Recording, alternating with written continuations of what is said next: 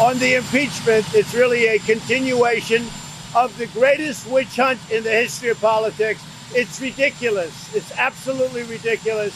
This impeachment is causing tremendous anger, and you're doing it, and it's really a terrible thing that they're doing.